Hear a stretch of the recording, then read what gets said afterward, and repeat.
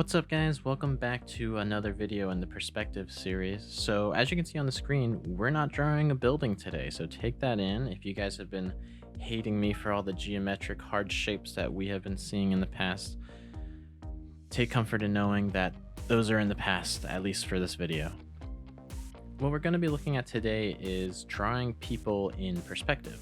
So people in perspective is just one of those things where whether you are going to start by drawing a picture of people as a group, or you're going to draw a city first and then draw people within that city, you need to know how people naturally fall back into that perspective line too. Because if buildings are going off into the distance and we have a structure that tells us where the bottom is, where the top is, where the windows are, right, where they're going back to, people follow that same format. So when you can see right here is I have this little sketch I did right here real quick. And if I wanted to have this guy start falling back into perspective, it would look something like this. And then I can go further and further and further and even further. This could go on for infinite. You guys can see that he's already creating a horizontal line that's probably going to some sort of vanishing point, right? What this is a character who is sitting at the same point, regardless of the type of perspective. We always have a horizon line. So on the horizon line, he is sitting at the same exact intersection on each one of these. So what do I mean by that? Well, you can see right here, the line is intersecting with like bottom below his chest, right? Same on him, so on and so on and so on. So because it's intersecting at this same point, that's what's creating this type of perspective. So now using this logic, I can go in and fill in as many of these people as I want. I can have all of these guys, fill in the background, going crazy, go crazy even more. And I can do this for infinite amount of people, right? But maybe this is a little too much. Let's take a step back, do what I usually do. We're going to look at some references and we're going to break down how we see this in real life as well. So maybe we can understand it a little better. So I grabbed a variety of group photos here, just, taken from different times, wherever it was, whatever I could find. And what we're going to do is we're going to try to find the horizon line, or the point where everyone lines up. Now, this is kind of hard to do with photography because naturally people are different heights, right? You have people that are shorter, taller, much taller, children, etc. So you have different variations in this picture where in my example in the beginning, everyone was the same height. Here, what you're trying to look for is an average. Where does everyone kind of average sit on? And then also just using your knowledge from the previous perspective workshops of where is the horizon line naturally falling. So let's look for some hints. Right here, I see a kind of overhang cabana thing where I can only see a little bit underneath it if I look over here, right? So that tells me that the horizon line is definitely lower than that cabana. But if I come over here, I can see that I see just a bit above the top of that car's roof, right? So now we have kind of a little bit of a point. We know it's somewhere in between these two zones. So then if we throw in a line somewhere in between those two zones, I'm going to say it's matching up with the mouth of this lady in the bikini walking down this city street. And we have our intersection there. So again, remember, this is not a perfect science. So you can see there's people that are lower than this. You can see there's people that perfectly line up on this, right? We have what I'm kind of thinking of is just as a general head shape lining up on the horizon line. You can see this guy's head, his head, right? This guy is super, super tall, so he's not going to sit on that exact line. You have this guy over here. So it's a general match. But again, in photography, we're looking at real people. People are different heights. So this person right here is definitely taller than this person right here.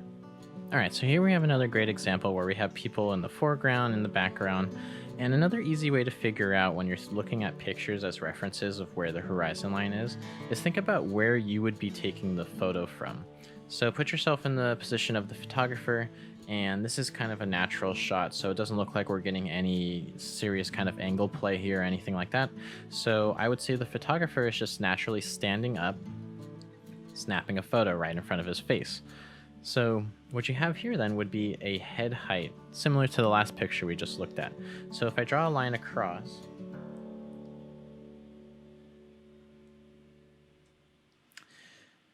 You can see that this about lines up with everyone's head. Again, this is photography, so we have a couple anomalies where we have a really tall guy, and then we have these three shorter ladies right here. But in average, you can see that it's crossing through the heads of everyone who is about the same height or so, right? Even these blurry people in the background, their heads sit right there on that line. And because we're crossing so many similar points through so many people, we know that this is going to be the correct horizon line within our picture. All right, so we have some guidelines within this one, such as our 1-point perspective going on in the picture, right? Again, this is another average picture. It looks like the person might be doing a little bit of a camera angle, but realistically, we're just looking forward at a mass group of people walking down the street. And you can kind of see where people line up here, right? Just looking at it, I can see, if I'm just going to try to make some assumptions, obviously their feet don't line up, right? So that's their feet or somewhere around there is not going to be the point. But where I'm seeing more people line up than not is about at the head height. See, like she's matching with this guy, and you have these people, all of their heads are kind of within the same zone, right? And then knowing as well that this is all sky, and then somewhere down here is where the ground starts, we can say safely that our horizon line is going to be somewhere around there. And again, you have variations like this guy being super tall, where he kind of sticks above it. He's a head or two above it. But for the most part, it really lines up with everyone and where their heads are about. So you can see no matter how far back it goes, this line covers people all the way off into the distance. While we have this picture up, just looking at this as an idea too, you might be asking, well, you keep mentioning taller and shorter people. How can we figure that out in perspective too? Realistically, what this is once you decide on the general height of what the group of your people are going to be, but then you want to have a child in there or a taller person like we see right here, you're going to take the average person in your picture. Let's use this lady here as an example. You're going to grab her head height, so somewhere around here, right? And you're going to decide how many heads taller you want your person to be. And then that's generally where you can place it. So I can decide, well, I want this really tall guy in my picture, so he's going to be one whole head above her. And then if he's closer to the foreground, closer to the person taking the picture, you know that his feet too are going to go down that extra head height as well.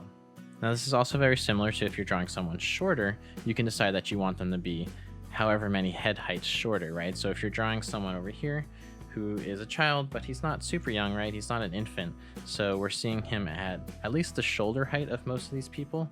Well, then you just want to knock off a head height, right? Because if his head is at the shoulder of someone, then you're just going to take one head down, and then around there is going to be where he sits on.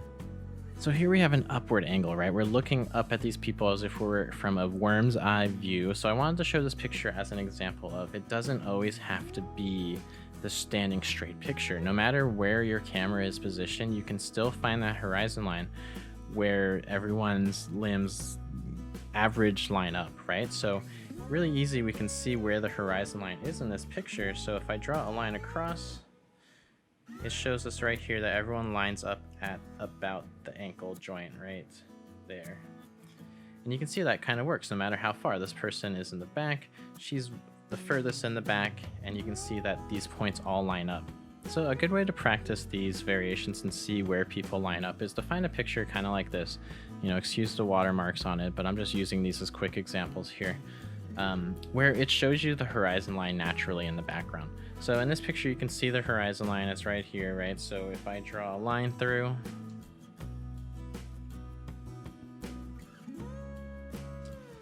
it's going to show us that the natural lining up point is the chest, right? So we have the lower chest of these guys and this girl. I go upper chest on her, and then this one almost goes to the shoulders on her, but she is kind of leaning over a little bit, and then she also does look shorter than the rest of the group. And again, remember, you have the variations in people's height, but you can see the average here is kind of telling you, even though these guys are standing close-ish together, there is still a distance variation here where people in the background are smaller, but they still line up on average the same point. So just one more example of where you can practice. If I just throw my line in here real quick, you can see these three girls are about the same height. And again, that horizon line is just perfectly lining up right there at about the mid-head, no matter how close or how far they are from us. So what are some ways we can practice this with photography, right? So let's take out the whole guesswork of having to draw an entire background at first. Let's make it a little easier for ourselves. Let's have a picture that's already done for us, and let's throw our own figures in here. So here we have two girls that are just running down the street. We kind of have our horizon line in this picture. I do want to just make a point that it's not right here. If you guys can see, there's a hill in the background, which means the earth goes further back a little bit. So the horizon line is actually just technically above that line. You can see that it perfectly lines up right with their eyes there. So how can we use this for practice? Well, pretty simply, all we have to do is come in here and draw our figure lining up on the eye height, no matter how far or how forward it is, on that horizon line. So let's go ahead and throw a few characters in here. So since I know that the characters are always going to line up on the horizon line, I'm always going to start with that head right there on the line, and then whatever I draw will be down from there. So again, I can draw a smaller head in the back. I can come here in the middle ground somewhere behind them, but a little bit in the middle of them. So I'm just focusing on drawing a slightly smaller head, and then my body is going to be a little bit smaller, and I just have to remember that the feet, wherever they land, are just going to be a little higher than theirs, and then that perspective should seem real enough in there. Remember, in perspective, it's always important to have overlapping shapes. So I'm just going to erase where this guy's crossing over these two.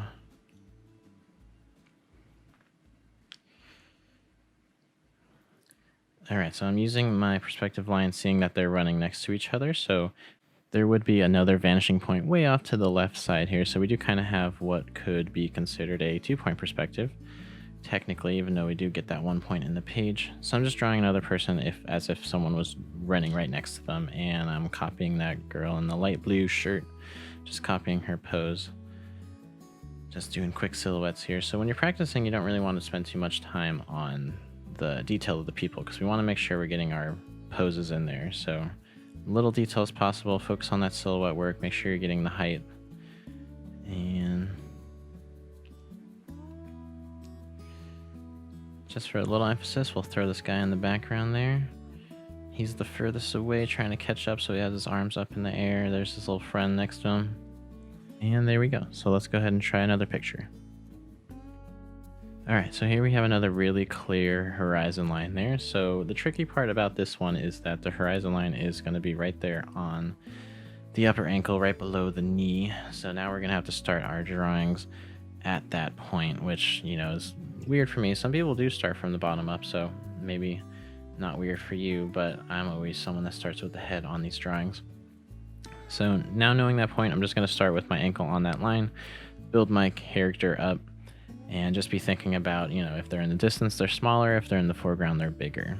So for this one, I was just copying the pose of her running there.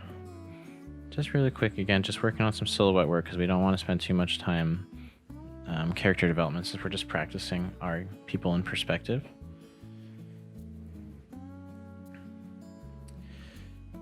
I didn't intend for all these pictures to be of people running, but it's actually a really good way to work on that skill as well, because drawing people running or in motion, even if it's walking, is pretty difficult. So this actually helped me a lot. Alright, drawing another figure in the back there. So you guys can see I just start with that ankle point, and then I'm just building up from there, you know, with the mindset of I want this guy to be further back in the background, and that's all the information that I'm giving myself. So even further. So you gotta think it through a little bit. How far do I want this guy back? So I'm trying to draw him really small. Looks like we have our arm raised man from the last picture coming back. This guy seems to always be in the back there of the marathons.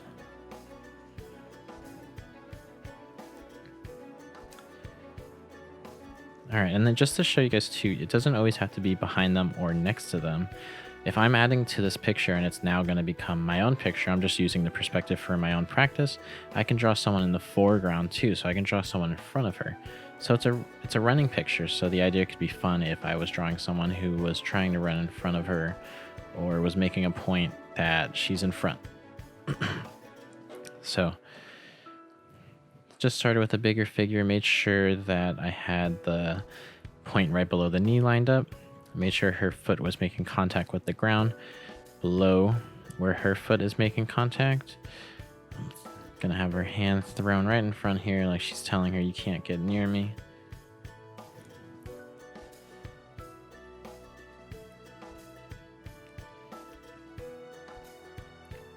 And there you go. So definitely have fun with this practice because you're just drawing silhouetted shapes for fun. So make sure you're practicing, whether you're drawing the foreground or the background, how big those characters are in perspective, right?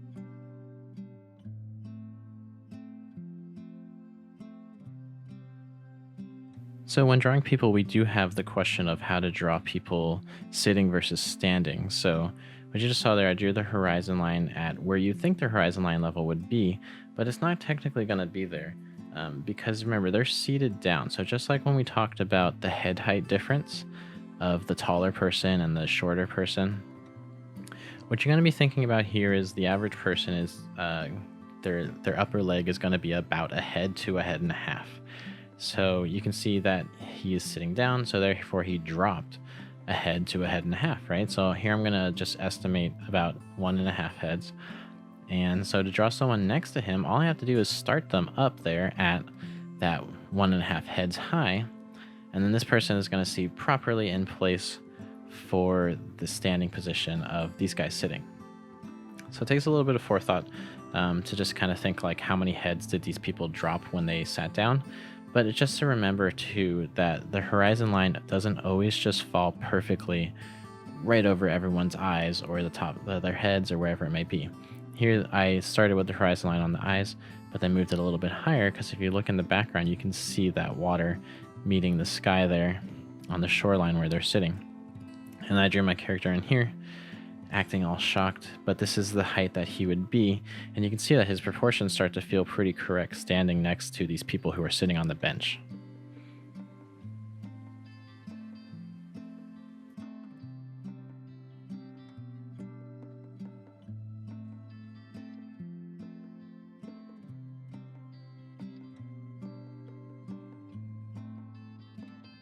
So let's remove our cheat sheet and try this on our own here. So we have a blank piece of paper. What I'm going to do is just draw a random horizon line. You can draw this wherever you want on your paper. It can be high, it can be low.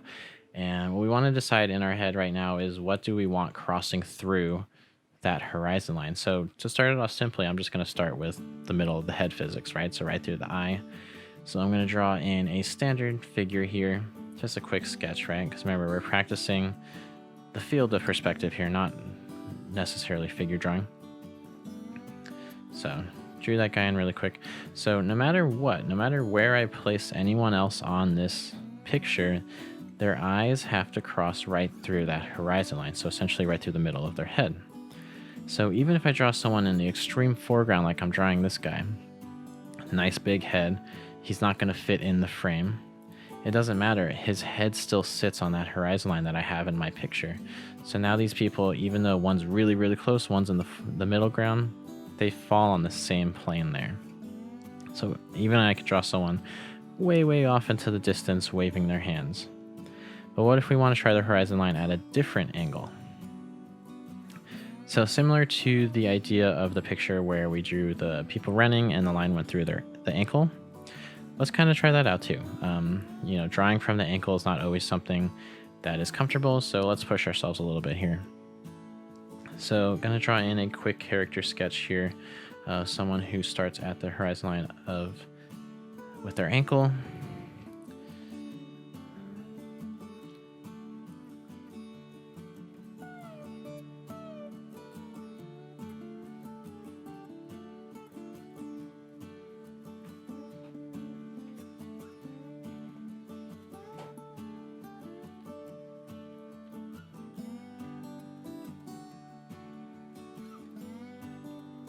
All right, get a good face on him. Looks like a nice proud dude standing there. We'll talk about the perspective too of what happens when you look up at someone from a worm's eye view and what happens when you look down in the next video in this series. But today we're just focusing on this. So I have my guy here in the foreground. He can be our hero character, whatever you want to call him. Let's throw our guy in the background there. So we can have people all the way back into the distance as far as our eyes can see. They could be a little tiny dot and they're still going to line up on the ankle. Just like in the last one, I'm going to draw an even more extreme foreground shot. So this guy, and this is kind of how they do forced perspective in movies back in the day too, where this person is going to be lined up same spot as our middle ground character there, but he is very, very much further in the foreground. So all we're going to see is his shoe, and it's going to make him look like a giant in comparison. But really all that's happening is if someone was taking a picture of this moment right here, right, our characters, this guy just happened to be super close up into the lens of the picture here.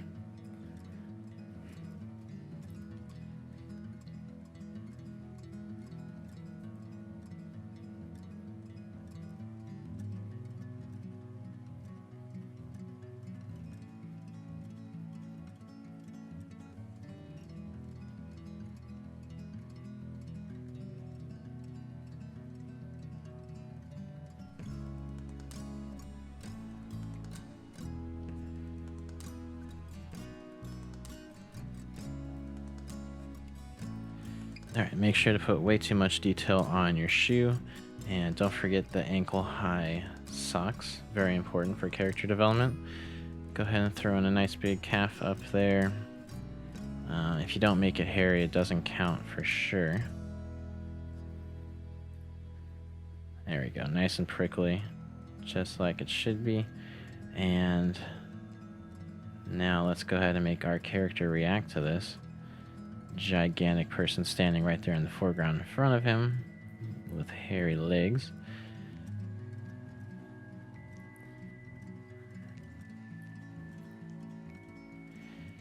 And just for a final touch, let's go ahead and add in some pea stains there. Oh, let's see, get the right color. There it is. Now we have a perfect picture in perspective. Alright guys, thank you for watching as always. I hope you learned something from this and you give this a try on your own. Remember, it's pretty fun and you can make it as fun as you want, just like I did here with my crazy scene. Don't forget to let me know if you guys have suggestions for future videos in the comments, and have a great day, guys.